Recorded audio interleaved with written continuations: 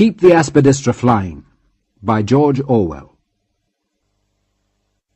Chapter 10. Underground. Underground. Down in the safe, soft womb of earth, where there is no getting of jobs or losing of jobs, no relatives or friends to plague you, no hope, fear, ambition, honour, duty, no duns of any kind. That was where he wished to be.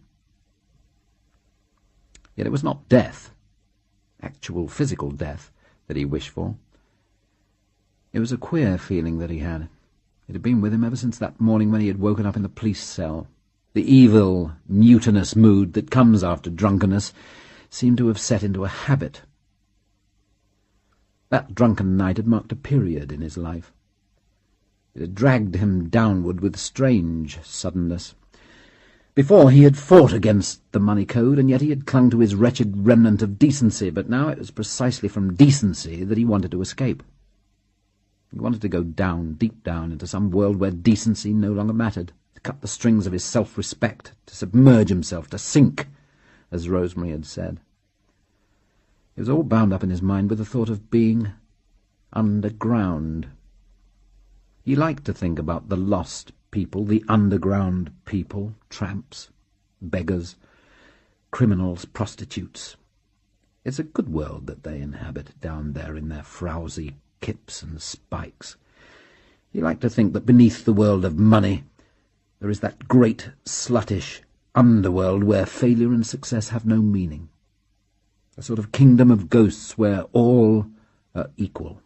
That was where he wished to be, down in the ghost kingdom, below ambition. It comforted him somehow to think of the smoke-dim slums of South London sprawling on, a huge, graceless wilderness where you could lose yourself forever. And in a way this job was what he wanted. At any rate, it was something near what he wanted. Down there in Lambeth, in winter, in the murky streets where the sepia-shadowed faces of tea-drunkards drifted through the mist, you had a submerged feeling. Down here you had no contact with money or with culture. No highbrow customers to whom you had to act the highbrow. No one who was capable of asking you in that prying way that prosperous people have, "What are you, with your brains and education, doing in a job like this?" You were just part of the slum, and like all slum dwellers, taken for granted. The youths and girls and draggled middle-aged women who came to the library scarcely even spotted the fact that Gordon was an educated man. He was just the bloke at the library, and practically one of themselves. The job itself, of course, was of inconceivable futility. You just sat there, 10 hours a day, 6 hours on Thursdays, handing out books, registering them, and receiving tuppences. Between whiles there was nothing to do except read. There was nothing worth watching in the desolate street outside. The principal event of the day was when the hearse drove up to the undertaker's establishment next door. This had a faint interest for Gordon, because the dye was wearing off one of the horses, and it was assuming by degrees a curious purplish-brown shade. Much of the time, when no customers came, he spent reading the yellow-jacketed trash that the library contained. Books of that type you could read at the rate of 1 an hour, and they were the kind of books that suited him nowadays. It is real escape literature, that stuff in the tuppenny libraries. Nothing has ever been devised that puts less strain on the intelligence. Even a film, by comparison, demands a certain effort. And so when a customer demanded a book of this category or that, whether it was sex or crime or Wild West or romance, always with the accent on the O, Gordon was ready with expert advice. Mr. Cheeseman was not a bad person to work for, so long as you understood that if you worked till the day of judgment, you would never get a rise of wages. Needless to say, he suspected Gordon of pinching the till money. After a week or two, he devised a new system of booking by which he could tell how many books had been taken out, and check this with the day's takings. But it was still, he reflected, in Gordon's power to issue books and make no record of them, and so the possibility that Gordon might be cheating him of sixpence or even a shilling a day continued to trouble him like the pea under the princess's mattress. Yet he was not absolutely unlikable in his sinister dwarfish way, in the evenings, after he had shut the shop, when he came along to the library to collect the day's takings, he would stay talking to Gordon for a while and recounting with nosy chuckles any particularly astute swindles that he had worked lately. From these conversations Gordon pieced together Mr. Cheeseman's history. He had been brought up in the old clothes trade, which was his spiritual vocation, so to speak, and had inherited the bookshop from an uncle 3 years ago. At that time it was one of those dreadful bookshops in which there are not even any shelves, in which the books lie about in monstrous dusty piles with no attempt at classification. It was frequented to some extent by book collectors, because there was occasionally a valuable book among the piles of rubbish, but mainly it kept going by selling second-hand paper-covered thrillers at twopence each. Over this dust-heap Mr. Cheeseman had presided, at first with intense disgust. He loathed books, and had not yet grasped that there was money to be made out of them. He was still keeping his old clothes shop going by means of a deputy, and intended to return to it as soon as he could get a good offer for the bookshop. But presently it was borne in upon him that books, properly handled, are worth money. As soon as he had made this discovery, he developed an astonishing flair for book dealing. Within 2 years he had worked his shop up till it was one of the best rare bookshops of its size in London. To him a book was as purely an article of merchandise as a pair of second-hand trousers. He had never in his life read a book himself, nor could he conceive why anyone should want to do so. His attitude towards the collectors who pored so lovingly over his rare editions was that of a sexually cold prostitute towards her clientele, yet he seemed to know by the mere feel of a book whether it was valuable or not. His head was a perfect mine of auction records and first-edition dates, and he had a marvellous nose for a bargain. His favourite way of acquiring stock was to buy up the libraries of people who had just died, especially clergymen. Whenever a clergyman died, Mr. Cheeseman was on the spot with the promptness of a vulture. Clergymen, he explained to Gordon, so often have good libraries and ignorant widows. He lived over the shop, was unmarried, of course, and had no amusements, and seemingly no friends. Gordon used sometimes to wonder what Mr. Cheeseman did with himself in the evenings when he was not out snooping after bargains. He had a mental picture of Mr. Cheeseman sitting in a double-locked room, with the shutters over the windows, counting piles of half-crowns and bundles of pound notes which he stowed carefully away in cigarette tins. Mr. Cheeseman bullied Gordon and was on the lookout for an excuse to dock his wages, yet he did not bear him any particular ill will. Sometimes in the evening, when he came to the library, he would produce a greasy packet of Smith's potato crisps from his pocket and, holding it out, say in his clipped style, "Have some chips?" The packet was always grasped so firmly in his large hand that it was impossible to extract more than 2 or 3 chips, but he meant it as a friendly gesture. As for the place where Gordon lived, in Brewer's Yard, parallel to Lambeth Cut on the south side, it was a filthy kip. His bed-sitting-room was 8 shillings a week and was just under the roof. With its sloping ceiling, it was a room shaped like a wedge of cheese, and its skylight window, it was the nearest thing to the proverbial poet's garret that he had ever lived in. There was a large, low, broken-backed bed with a ragged patchwork quilt and sheets that were changed once fortnightly, a deal table ringed by dynasties of teapots, a rickety kitchen chair, a tin basin for washing in, a gas ring in the fender. The bare floorboards had never been stained, but were dark with dirt. In the cracks in the pink wallpaper dwelt multitudes of bugs. However, this was winter, and they were torpid, unless you overwarmed the room. You were expected to make your own bed. Mrs. Meakin, the landlady, theoretically did out the rooms daily, but 4 days out of 5 she found the stairs too much for her. Nearly all the lodgers cooked their own squalid meals in their bedrooms. There was no gas stove, of course, just the gas ring in the fender, and down 2 flights of stairs a large, evil-smelling sink which was common to the whole house. In the garret adjoining Gordon's there lived a tall, handsome old woman who was not quite right in the head, and whose face was often as black as a negro's from dirt. Gordon could never make out where the dirt came from. It looked like coal dust. The children of the neighbourhood used to shout "Blackie" after her as she stalked along the pavement like a tragedy queen talking to herself. On the floor below there was a woman with a baby which cried everlastingly. Also a young couple who used to have frightful quarrels and frightful reconciliations, which you could hear all over the house. On the ground floor, a house painter, his wife and 5 children existed on the dole, and an occasional odd job. Mrs. Meakin, the landlady, inhabited some burrow or other in the basement. Gordon liked this house. It was all so different from Mrs. Wisbeach's. There was no mingy lower-middle-class decency here, no feeling of being spied upon and disapproved of. So long as you paid your rent, you could do almost exactly as you liked. Come home drunk and crawl up the stairs, bring women in at all hours, lie in bed all day if you wanted to. Mother Meakin was not the type to interfere. She was a dishevelled, jelly-soft old creature with a figure like a cottage loaf.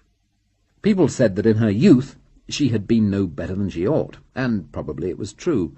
She had a loving manner towards anything in trousers. Yet it seemed that traces of respectability lingered in her breast.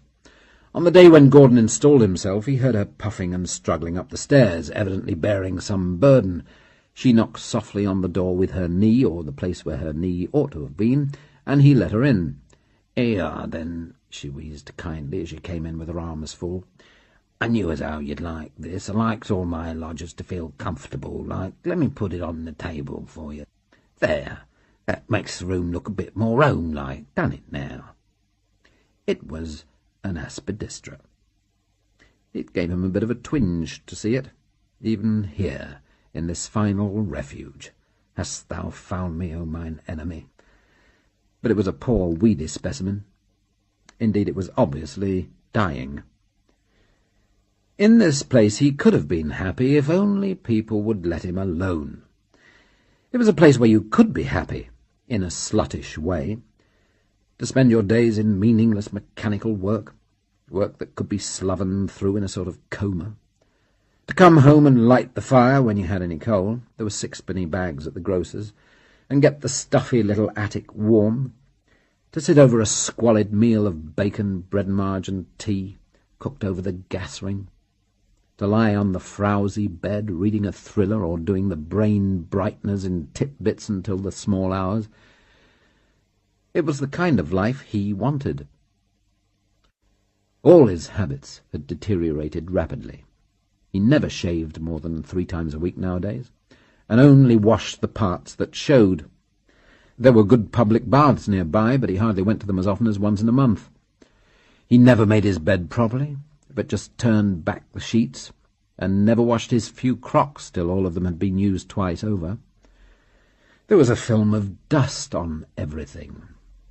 In the fender there was always a greasy frying pan and a couple of plates coated with the remnants of fried eggs. One night the bugs came out of one of the cracks and marched across the ceiling 2 by 2. He lay on his bed, his hands under his head, watching them with interest. Without regret, almost intentionally, he was letting himself go to pieces. At the bottom of all his feelings there was a sulkiness, a je m'en fous, in the face of the world. Life had beaten him, but you can still beat life by turning your face away. Better to sink than rise. Down, down into the ghost kingdom, the shadowy world where shame, effort, decency do not exist. To sink. How easy it ought to be, since there are so few competitors. But the strange thing is that often it is harder to sink than to rise. There is always something that drags one upwards. After all, one is never quite alone. There are always friends, lovers, relatives. Everyone Gordon knew seemed to be writing him letters, pitying him or bullying him. Aunt Angela had written, Uncle Walter had written, Rosemary had written over and over again, Ravelston had written, Julia had written. Even Flaxman had sent a line to wish him luck. Flaxman's wife had forgiven him, and he was back at Peckham in aspidistral bliss. Gordon hated getting letters nowadays. They were a link with that other world from which he was trying to escape. Even Ravelston had turned against him. That was after he had been to see Gordon in his new lodgings. Until this visit, he had not realised what kind of neighbourhood Gordon was living in.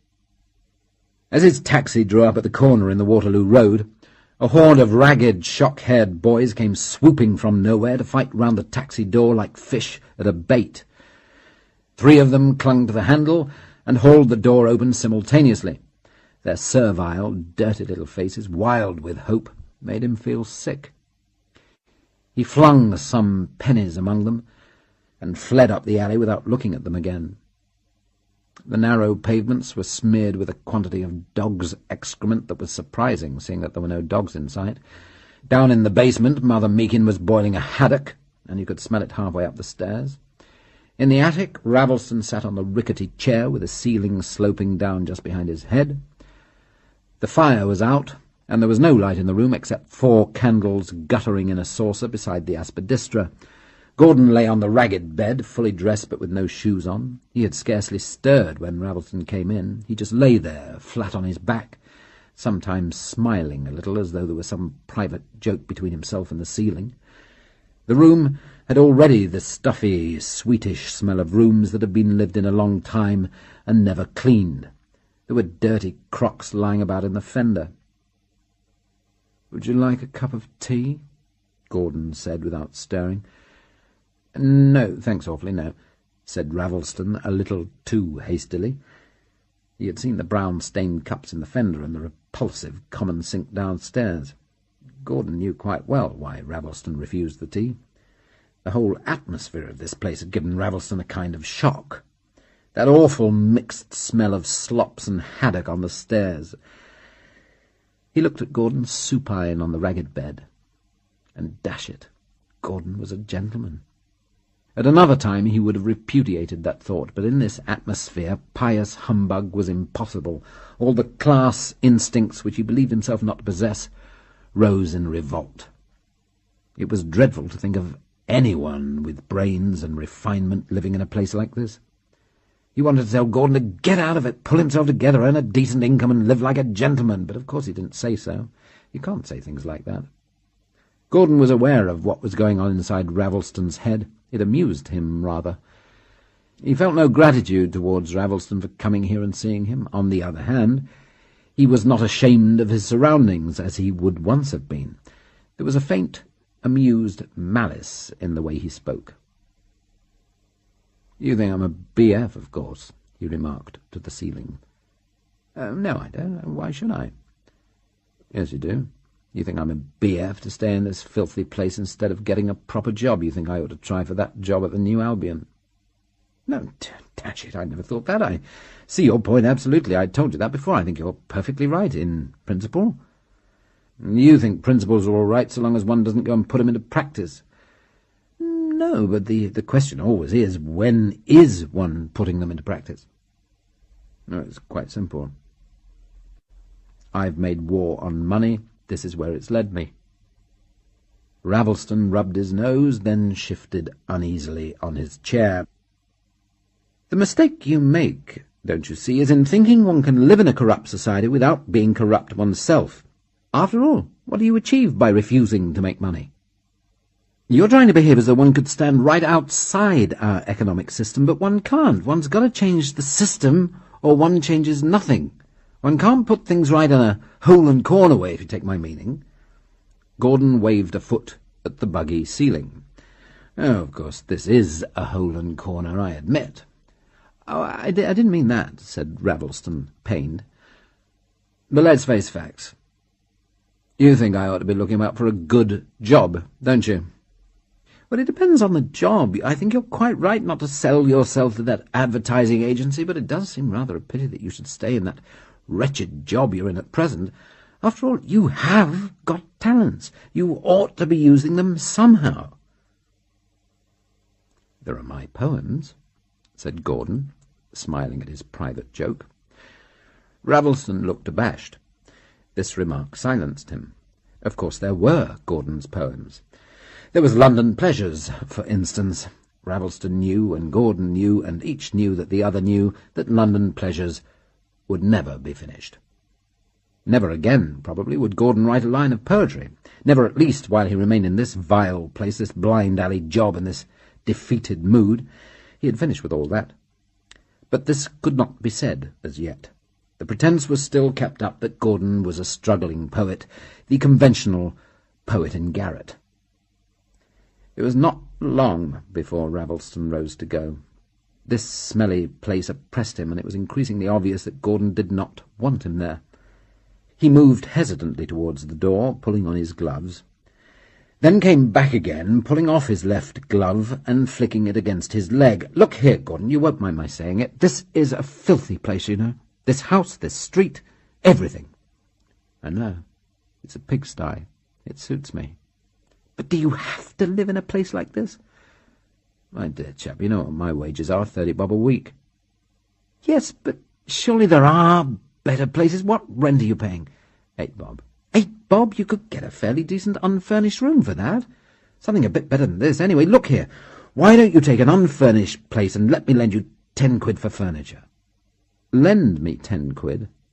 After all you've lent me already? Give me 10 quid, you mean?" Ravelston gazed unhappily at the wall. Dash it, what a thing to say. He said flatly, "All right, if you like to put it like that. Give you 10 quid. But as it happens, you see, I don't want it." "But dash it all, you might as well have a decent place to live in." "But I don't want a decent place. I want an indecent place. This one, for instance." "But why? Why?" "It's suited to my station," said Gordon, turning his face to the wall. A few days later, Ravelston wrote him a long, diffident sort of letter. It reiterated most of what he had said in their conversation. Its general effect was that Ravelston saw Gordon's point entirely, that there was a lot of truth in what Gordon said, that Gordon was absolutely right in principle, but it was the obvious, the inevitable but.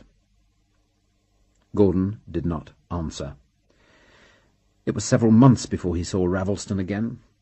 Ravelston made various attempts to get in touch with him. It was a curious fact, rather a shameful fact from a socialist's point of view, that the thought of Gordon, who had brains and was of gentle birth, lurking in that vile place in that almost menial job, worried him more than the thought of 10,000 unemployed in Middlesbrough. Several times, in hopes of cheering Gordon up, he wrote asking him to send contributions to Antichrist. Gordon never answered. Their friendship was at an end, it seemed to him. The evil time when he had lived on Ravelston had spoiled everything. Charity kills friendship. And then there were Julia and Rosemary.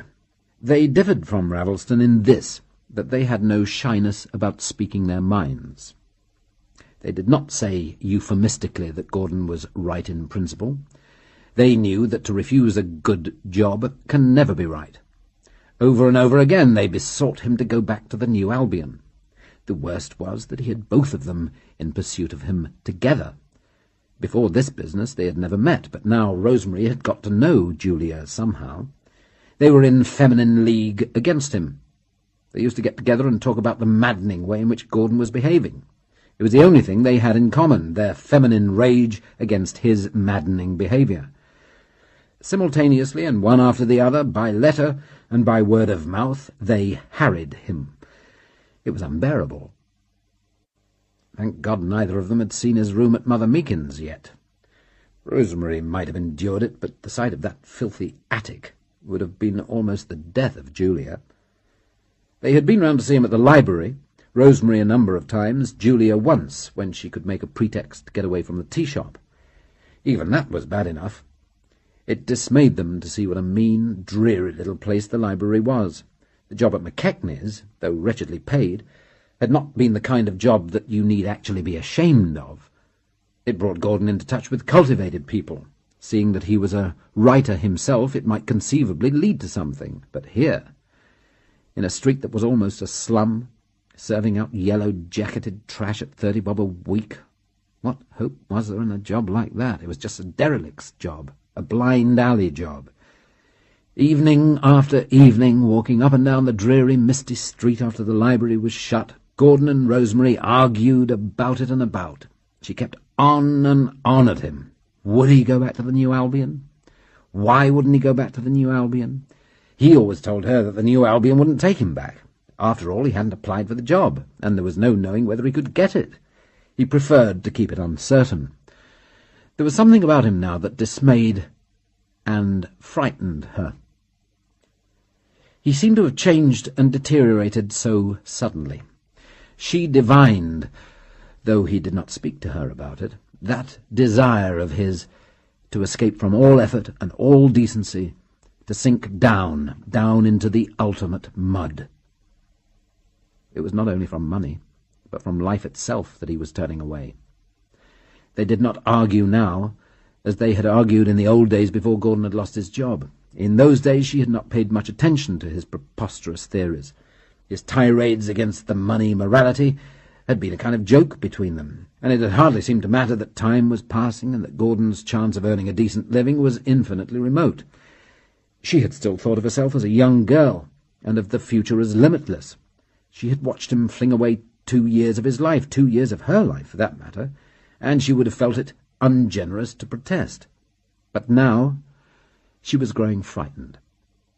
Time's winged chariot was hurrying near.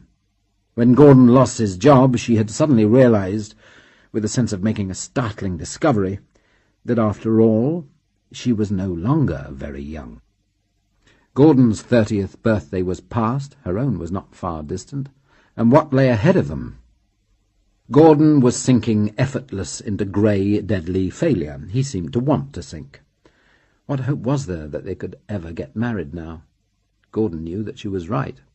The situation was impossible, and so the thought, unspoken as yet, grew gradually in both their minds that they would have to part.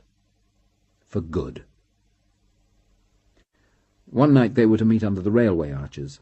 It was a horrible January night. No mist for once, only a vile wind that screeched round corners and flung dust and torn paper into your face. He waited for her, a small slouching figure, shabby almost to raggedness, his hair blown about by the wind. She was punctual, as usual. She ran towards him, pulled his face down, and kissed his cold cheek. "Gordon, dear, how cold you are. Why did you come out without an overcoat?" "My overcoat's up the spout. I thought you knew." Oh, dear, yes." She looked up at him, a small frown between her black brows. He looked so haggard, so despondent there in the ill-lit archway, his face full of shadows. She wound her arm through his and pulled him out into the light. "Let's keep walking. It's too cold to stand about. I've got something serious I want to say to you." "What?" "I expect you'll be very angry with me." "What is it?" "This afternoon I went and saw Mr. Erskine. I asked leave to speak to him for a few minutes." He knew what was coming.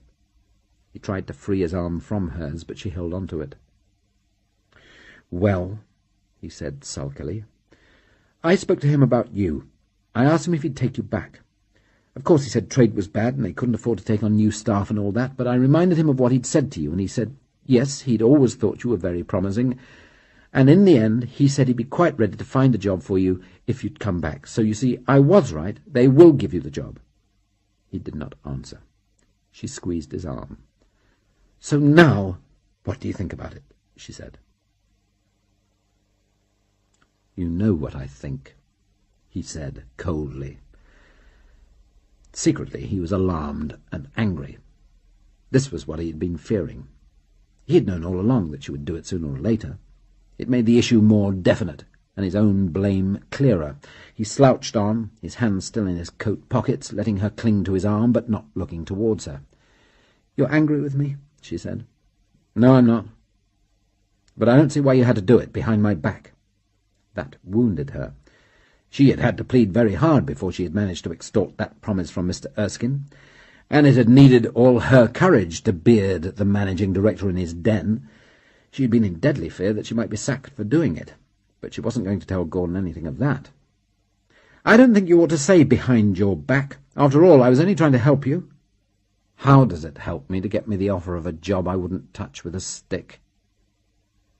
You mean you won't go back even now? Never.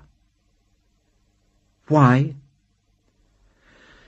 Must we go into it again? He said wearily.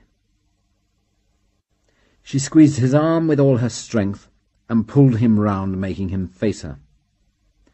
There was a kind of desperation in the way she clung to him. She had made her last effort, and it had failed. It was as though she could feel him receding, fading away from her like a ghost. "You'll break my heart if you go on like this," she said. "I wish you wouldn't trouble about me. It would be so much simpler if you didn't."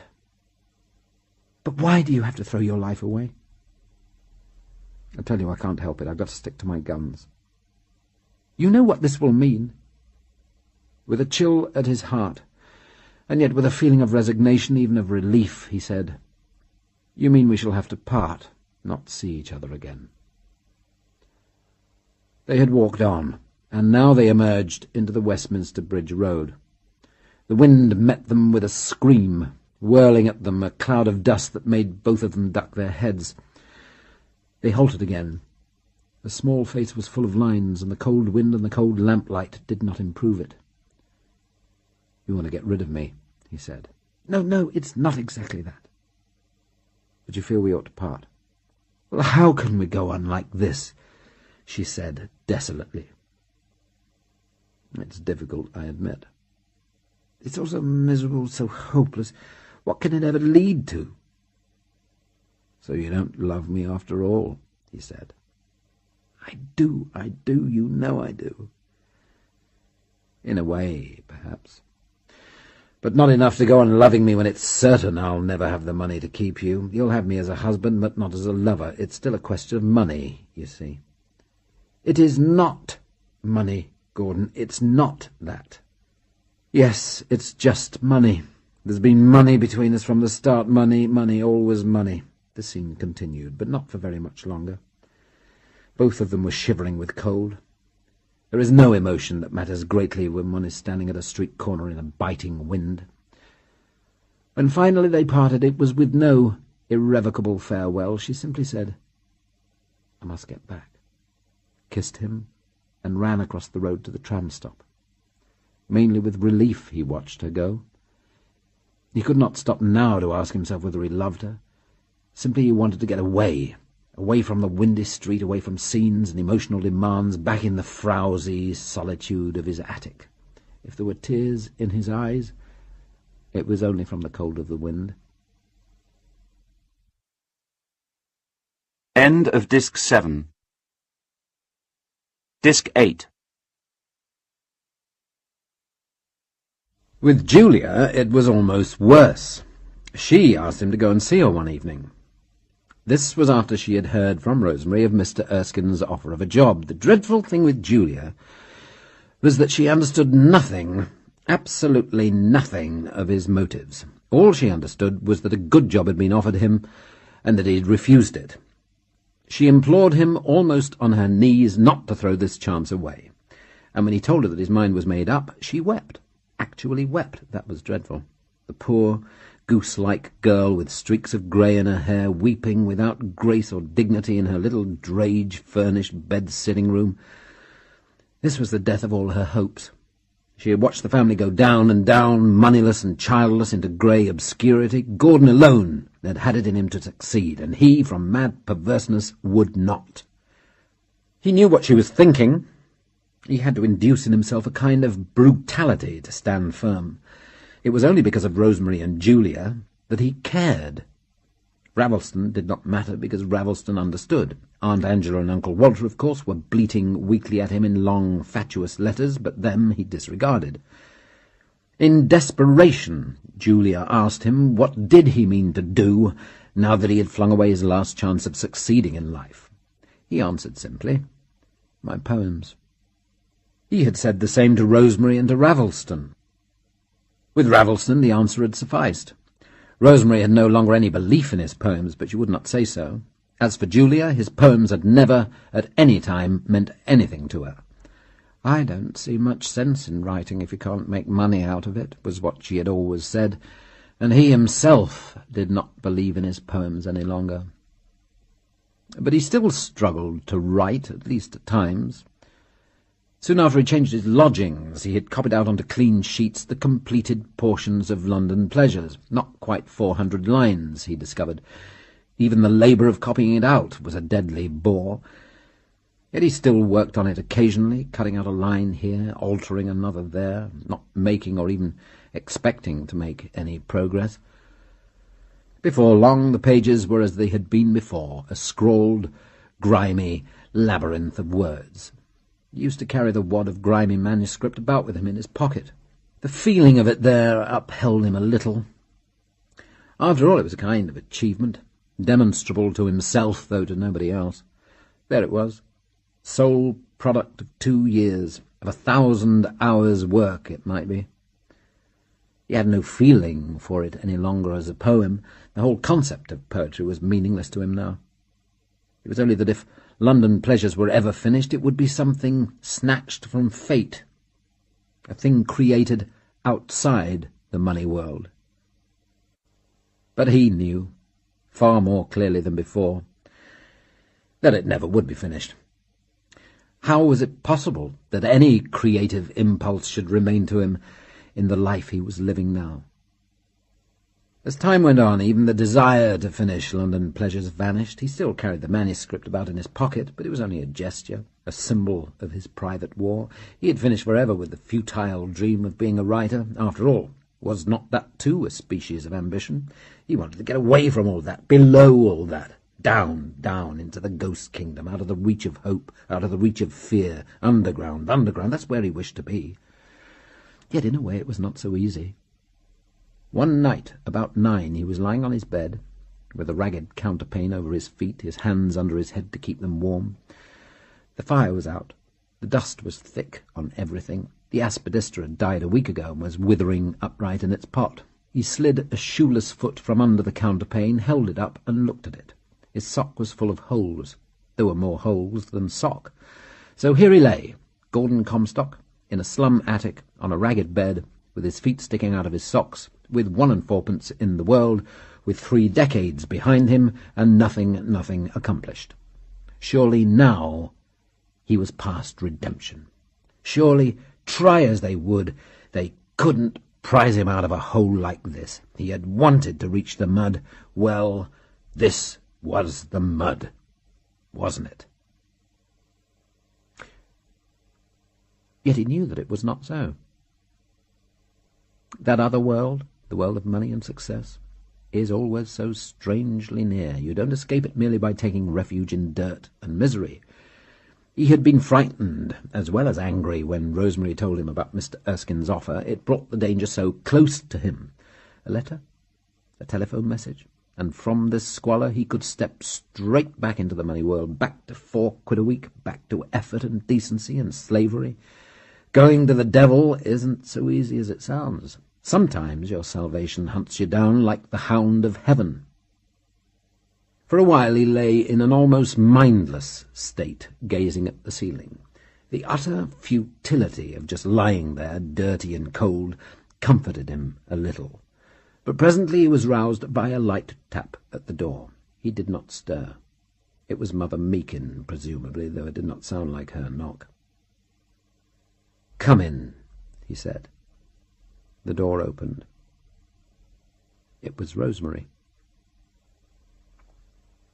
She stepped in and then stopped as the dusty, sweetish smell of the room caught her. Even in the bad light of the lamp she could see the state of filth the room was in, the litter of food and papers on the table, the grate full of cold ashes, the foul crocks in the fender, the dead Aspidistra. As she came slowly towards the bed, she pulled her hat off and threw it onto the chair.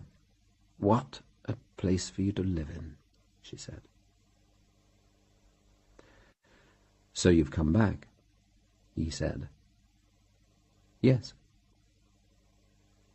He turned a little away from her, his arm over his face. "Come back to lecture me some more, I suppose?" "No." "Then why?" "Because," She had knelt down beside the bed. She pulled his arm away, put her face forward to kiss him, then drew back surprised and began to stroke the hair over his temple with the tips of her fingers. "Oh, Gordon." "What?" "You've got grey in your hair."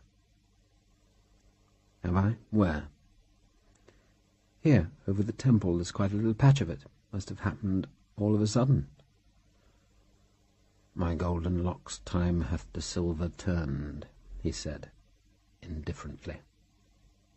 "So we're both going grey," she said. She bent her head to show him the 3 white hairs on her crown. Then she wriggled herself onto the bed beside him, put an arm under him, pulled him towards her, covered his face with kisses. He let her do it. He did not want this to happen. It was the very thing that he least wanted. But she had wriggled herself beneath him. They were breast to breast. Her body seemed to melt into his. By the expression of her face he knew what had brought her here. After all, she was a virgin. She did not know what she was doing. It was magnanimity, pure magnanimity, that moved her. His wretchedness had drawn her back to him. Simply because he was penniless and a failure, she had got to yield to him, even if it was only once. "I had to come back," she said. "Why?" "I couldn't bear to think of you here alone. It seemed so awful leaving you like that." "You did quite right to leave me. You'd much better not have come back. You know we can't ever get married." "I don't care. That isn't how one behaves to people one loves. I don't care whether you marry me or not. I love you." "This isn't wise," he said. "I don't care. I wish I'd done it years ago." "We'd much better not." "Yes." "No." "Yes." After all, she was too much for him. He had wanted her so long, and he could not stop to weigh the consequences. So it was done at last, without much pleasure, on Mother Meakin's dingy bed. Presently Rosemary got up and rearranged her clothes. The room, though stuffy, was dreadfully cold. They were both shivering a little.